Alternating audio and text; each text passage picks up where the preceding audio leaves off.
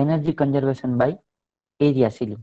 બરાબર, area sealing વડે ઉર્જાનો સંચય આપણે કેવી રીતે કરી શકીએ. ઓકે, તો જ્યારે whenever or when hot or cold air is passed through the duct એટલે આપણો જે પાઇપ હોય, બરાબર, ડક્ટ આપણે રાખેલી હોય, એની અંદરથી જો હોટ કે કોલ્ડ એર તમારી પાસ થતી હોય, so there should not be holes or opening of any kind in the duct. એ ખાસ ધ્યાન રાખવું જોઈએ કે ત્યાં કોઈ હોલ કોઈ પ્રકારનો ન હોય, અથવા તો બીજી કોઈ ત્યાંથી કોઈ ડક્ટ અથવા તો કોઈ જ્યાંથી હવા નીકળી શકે, ગરમ કે ઠંડી, બરાબર, એવી કોઈ વ્યવસ્થા ન હોય, એનું ખાસ ધ્યાન રાખવું જોઈએ. બરાબર, કોઈ પણ પ્રકારનું હોલ કે ઓપનિંગ પેલી હોવી જોઈએ નહીં.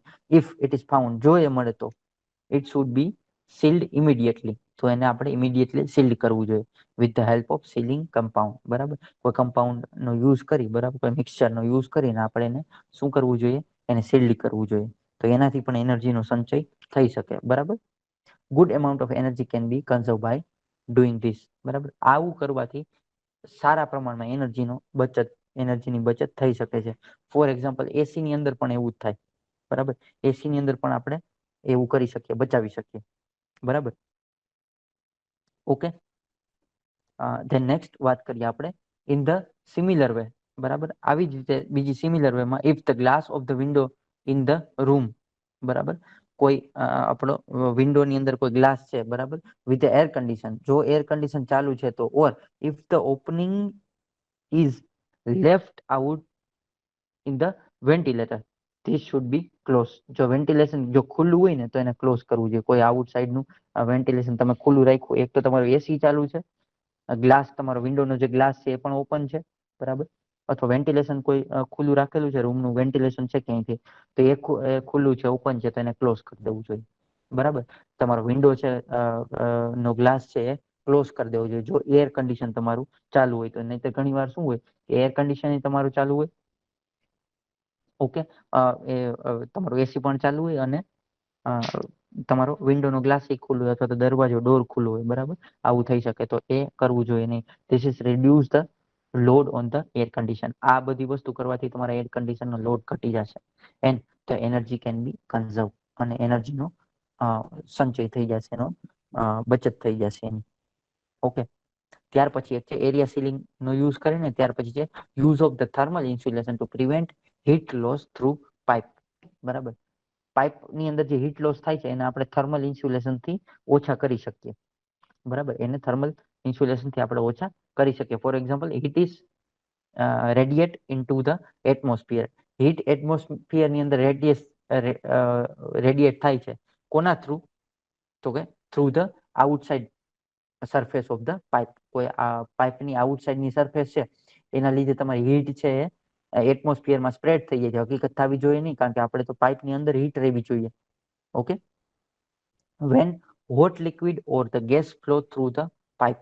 બરાબર, જ્યારે કોઈ લિક્વિડ છે અથવા તો ગેસ પાઇપની અંદરથી જતો હોય ને ત્યારે એ રેડિયેટ કરીને બહાર એનર્જીને મોકલે છે. This result in the heat loss.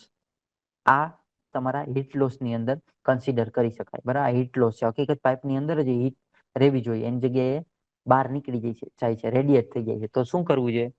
So thermal insulation should be provide over the pipe to reduce the heat loss. તો પછી થર્મલ ઇન્સ્યુલેશનનો ઉપયોગ આપણે પાઇપની ઉપર ઇન્સ્યુલેશન તરીકે કરવો જોઈએ, જેનાથી હીટ લોસને બચાવી શકાય. Okay, thermal insulation provide should be according to the temperature of the fluid. બરાબર, તમારે જે ફ્લુઇડનું ટેમ્પરેચર છે, બરાબર, એ ટેમ્પરેચર મુજબ તેને અનુરૂપ થર્મલ ઇન્સ્યુલેશનનો ઉપયોગ કરવો જોઈએ. આ પહેલી વાત. બીજી વાત, the thickness of the insulation should be sufficient. Thickness તમારા જે ઇન્સ્યુલેશન છે એની થિકનેસ કેવી હોવી જોઈએ? સફિશિયન્ટ હોવી જોઈએ. બરાબર, માપમાં હોવી જોઈએ, અનુકૂળ હોવી જોઈએ. Okay, then there should not be gap in the insulation. ઇન્સ્યુલેશનની અંદર ક્યાંય ગેપ હોવો જોઈએ નહીં. બરાબર, કોઈ પણ પ્રકારના ગાબડા હોવા જોઈએ નહીં, નકર એમાંથી હીટ લોસ થવાની શક્યતાઓ રહે છે, વધી જાય છે. બરાબર, તો આવું પણ થવું જોઈએ નહીં. Then the thermographic survey should be carried out and the insulation should be checked. The thermographic એક સર્વે કરવો જોઈએ. થર્મોગ્રાફિક સર્વે કરી શકાય. બરાબર, એનાથી ખબર પડે ઇન્સ્યુલેશન કેટલા પ્રમાણમાં છે, અથવા કેટલું ઇન્સ્યુલેશન હીટને સહન કરી શકશે, કેટલું ઇન્સ્યુલેશન રાખેલું હશે તો તમારું જે હીટ છે એબ્ઝોર્બ થઈને બહાર નહીં નીકળે, બરાબર, અથવા તો એટમોસ્ફિયરમાં રેડિએટ નહીં થાય. એના માટે એક થર્મોગ્રાફિક સર્વે કરવો જોઈએ. Okay, and then the proper insulation should be provide over valve, union or flange. બરાબર, આ બધા ટાઈપ છે, બધા મિકેનિકલ ટર્મ્સ છે આ બધા, બરાબર. ઓકે, પ્રોપર ઇન્સ્યુલેશન હોવું જોઈએ. ક્યાં હોવું જોઈએ? તો કે વાલ્વની ઉપર. ઓકે, પાઇપ ઉપરાંત કઈ કઈ જગ્યા હોવું જોઈએ? કે વાલ્વની ઉપર, જે યુનિયન હોય ત્યાં, જે ફ્લેંજ હોય ત્યાં, આ બધા જ ભાગની અંદર પ્રોપર ઇન્સ્યુલેશન થવું જરૂરી છે, કે જેના કારણે હીટ એનર્જી તમારી રેડિએટ થઈ અને બહાર ન જાય અને હીટ લોસીસ તમારા ઓછા થાય.